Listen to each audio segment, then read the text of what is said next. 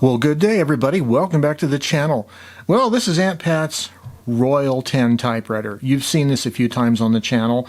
Most recently, we received the newly resurfaced platen feed rollers, paper bale rollers from J.J. Short, installed them, and we're one step better to making this typewriter as nearly perfect as we can get it.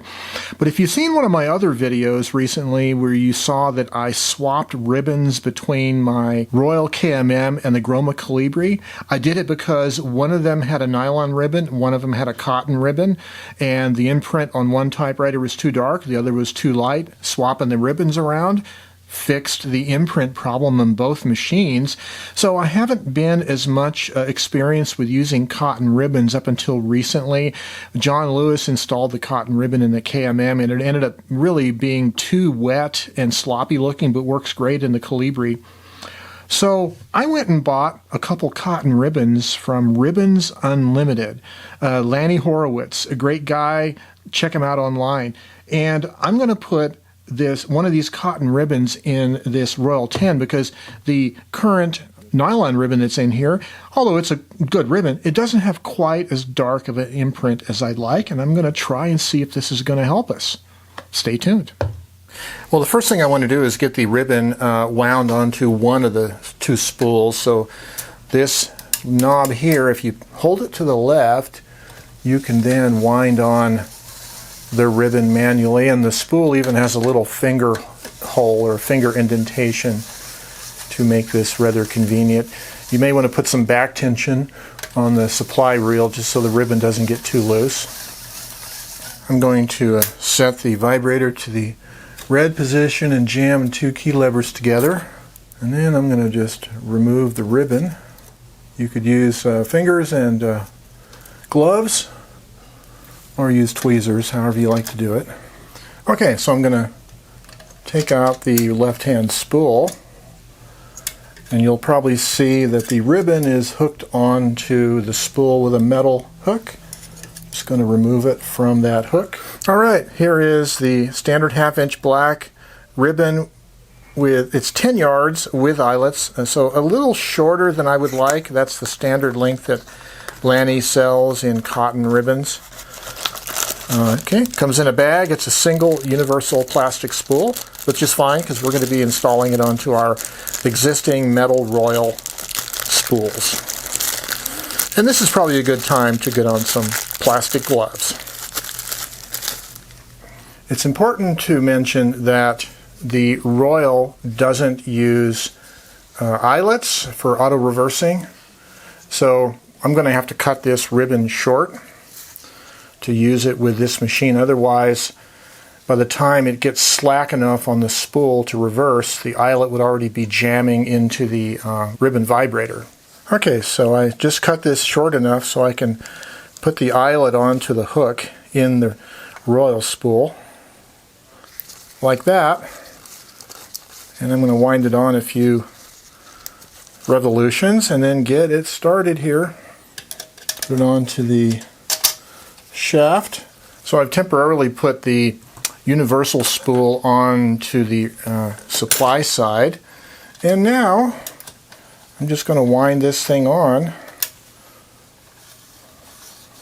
Royals do not use eyelets for reversing. It uses tension on the ribbon. When the ribbon gets slack at the end of the ribbon, it will trip the reversing. Okay, here's the end of the ribbon here. Okay, now I've got to do something with the old ribbon. It's not a bad ribbon, it's just a nylon ribbon. So I'm going to try to spool it onto either the existing one, which is a little smaller, or I'll have to find another universal that it'll fit on.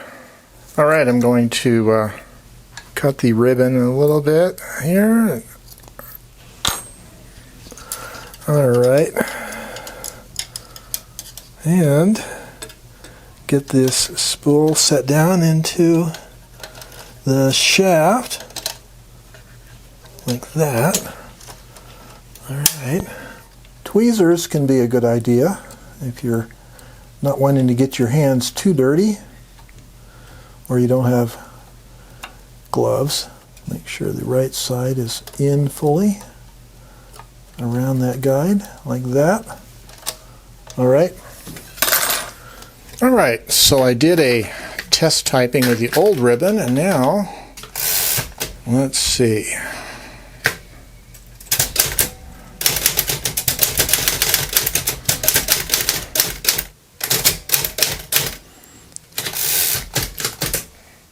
Yes, there is a distinct difference in darkness or density of imprint between the old nylon and the cotton.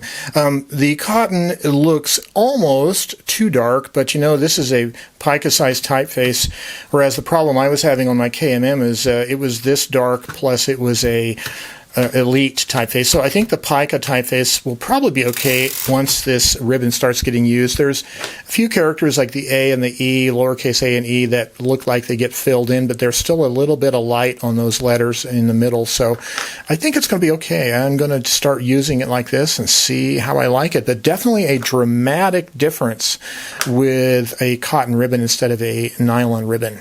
Yeah, I think it's definitely a darker imprint if you compare that to the original right here. I would say it's borderline a little too dark right now, but I expect the ribbon to lighten up over time as I use it. But I certainly can't complain about too light of a ribbon. Now, this is the thin Mead typing paper, the so-called multi-purpose paper, whereas this was some 32-pound laser paper. So I just wanted to try two different kinds of surfaces. And yeah, it's readable. It's not quite as neat as I'd like, but hey, it's dark and that's what I wanted. Can't complain. Well, this is another one of those videos where I'm trying to find the ideal ribbon for the particular machine.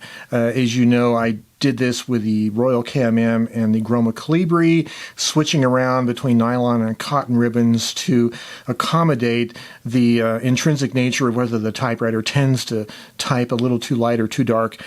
This one tends to type a little too light on a nylon ribbon, regardless of what kind of nylon. But this particular cotton ribbon is pretty dark, but I think I'm going to like it for now. I'm going to keep it in there. It's not quite as objectionable to me as the cotton ribbon was in my Royal KMM, because the KMM had a smaller size typeface.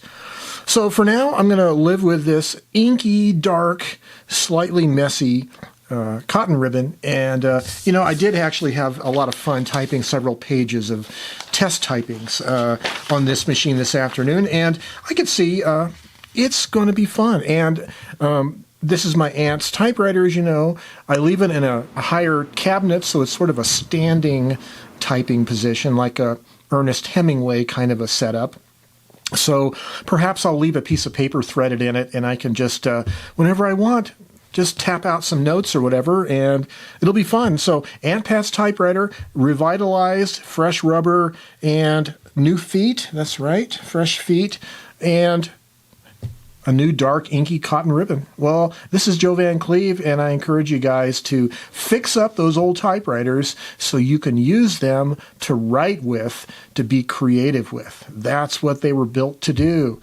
Well, I wish you guys the very best. Stay well, stay creative, and have yourselves a great day. Bye-bye for now.